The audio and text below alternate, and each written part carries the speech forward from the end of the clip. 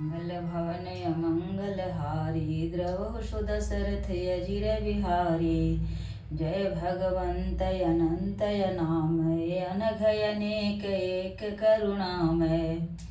जय श्री राम। आइए हम लोग प्रतिदिन के भांति रामचरितमानस सुनेंगे और पुण्य की भागी बनेंगे। तो आइए हम लोग चलते हैं।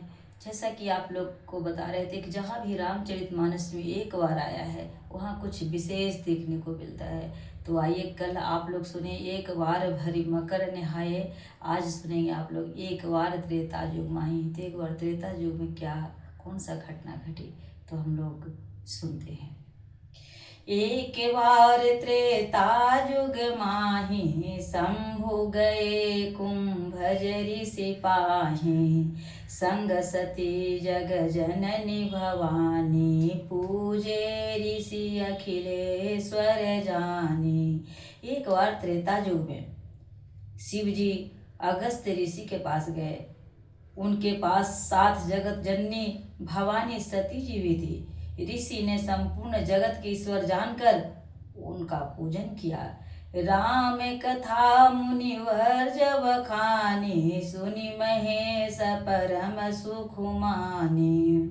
ऋषि पूछी हरि भगति सुभाई कही शंभु अधिकारी पाई। मुनिवर अगस्त जी ने राम कथा विस्तार से कही जिसको महेश्वर ने परम सुख मानकर सुना। फिर ऋषि ने शिव जी से सुंदर हरि भक्ति पूछी और शिव जी ने उनको अधिकारी पाकर रहस्य सहित भक्ति का निरूपण किया। कहत सुनत रघुपति गुण गाथा कछु दिन तहाँ रहे गिरिनाथा। मुनि सन विदा मांगे त्रिपुरारी चले भवन संग दक्ष कुमारी। श्री रघुनाथ जी के गुणों को कथाएं कहते सुनते कुछ दिनों तक शिव जी वहां रहे। फिर मुनि से विदा मांगकर शिव जी दक्ष कुमारी सती जी के साथ कैलाश को चले। तेहि अवसर भंजन मही भारा हरि रघुवंश लीन अवतारा। पिता वचन तजि राज उदासी दंडक वन विचरत अविनाशी। उन्हीं दिनों पृथ्वी का भार उतारने के लिए श्री हरि ने रघुवंश में अवतार लिया था। वे अविनाशी भगवान उस समय पिता के वचन से राज्य का त्याग करके तपस्वी या साधु वेश में दंडक वन में विचर रहे थे। हृदय विचारत जात हर केहि विधि दर्शन होय। गुप्त रूप अवतर प्रभु गए जानि सब कोय। शिव जी हृदय में विचारते जा रहे हैं। शिव जी हृदय में विचारते जा रहे थे कि भगवान के दर्शन मुझे किस प्रकार हो। प्रभु ने गुप्त रूप से अवतार ले लिया है। मेरे जाने से सब लोग जान जाएंगे। शंकर उरयति छोहु सती न जानहि मरमु सोई। तुलसी दर्शन लोभ मन डरु लोचन लालची। श्री शंकर जी के हृदय में इस बात को लेकर बड़ी खलबली उत्पन्न हो गई, परंतु सती जी के इस भेद को नहीं जानती थी। तुलसीदास जी कहते हैं कि श्री शिव जी के मन में भेद खुलने का डर था, परंतु दर्शन के लोभ से उनके नेत्र ललचा रहे थे। रावण मरन मनुज कर जाचा प्रभु विधि वचनु किन्न चह साचा। जो नहीं जाऊं रही पछतावा करत विचारु न बनत बनावा। रावण ने ब्रह्मा जी से अपनी मृत्यु मनुष्य के हाथ से मांगे थे। ब्रह्मा जी के वचनों को प्रभु सत्य करना चाहते थे।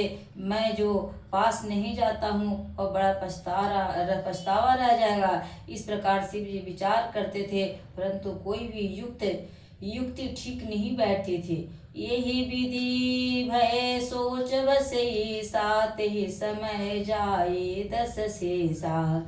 लिन नीच मारी चही संगा, भय तुरत सोई कपट कुरंगा। इस प्रकार महादेव जी के चिंता के बस में हो गए। उसी समय नीच रावण ने जाकर मारीच को साथ लिया। वह मारीच तुरंत कपट मृग बन गया। करी छलु मूढ़ हरि बै देहि, प्रभु प्रताप प्रभाव विधि तन तेहि। मृग विधि बंधु सहित हरि आए, आश्रम देखि नयन जल छाए। रावण मूर्ख ने छल करके श्री सीता जी को हर लिया। श्री रामचंद्र जी के वास्तविक प्रभाव का कुछ भी पता नहीं था। मृग को मारकर भाई लक्ष्मण सहित श्री हरि आश्रम में आए। उसे खाली देखकर अर्थात वहाँ सीता जी को ना पाकर उनके नेत्रों में आंसू भर आए। बिरह विकल नर इवर गुराई, खोजत विपिन फिरत दो भाई। कबहु जोग वियोग न जाके, देखा प्रकट बिरह दुख ताके। श्री रघुनाथ जी मनुष्यों के भांति विरह से व्याकुल हैं और दोनों भाई वन में सीता को खोजते हुए फिर रहे हैं। उनके कभी कोई संजोग वियोग नहीं है। उनमें प्रत्यक्ष विरह का दुख देखा गया।